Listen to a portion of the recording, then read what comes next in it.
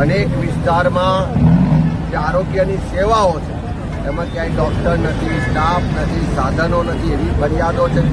રસ્તાઓની જે હાલત છે આપણે બધા જ જોઈ શકીએ છીએ કે આ ભાજપનું કમિશન રાજ એનો જીવતો જાગતો પુરાવો છે.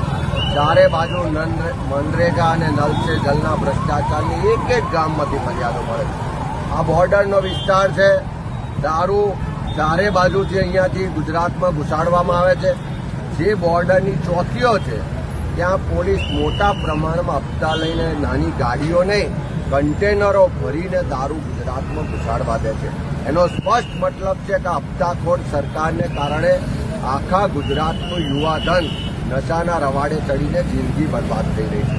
ત્યારે એવા સંજોગોમાં ઉકાઈ ડેમના જે વિસ્થાપિતોના પણ રજૂઆતો મળી છે.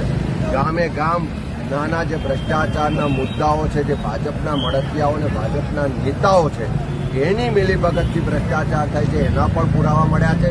અને લોકો તો એટલે સુધી કહે છે કે નલ સે જલ યોજના પીવાના પાણી માટે લાયા, પણ ભાજપના નેતા અને ભ્રષ્ટાચારી એમના મળતિયાઓએ આ નલ સે ધન યોજના બનાવી દીધી કે પાણી તો ના મળ્યું પણ એમના કિસ્સા, એમની તિજોરીઓ ભરાઈ ગઈ. ત્યારે એની સામે લોકોનો આક્રોશને અમે અવાજ આપી રહ્યા છે અને આવનારા દિવસોમાં વિધાનસભામાં પણ મુદ્દા ઉઠાવીશું, સડક પર પણ લડીશું અને જરૂર પડે તો આખા ગુજરાતમાં એક ઘેર જઈ લોકોનો હોંસલો બુલંદ કરીને 2027માં પરિવર્તન લાવીશું.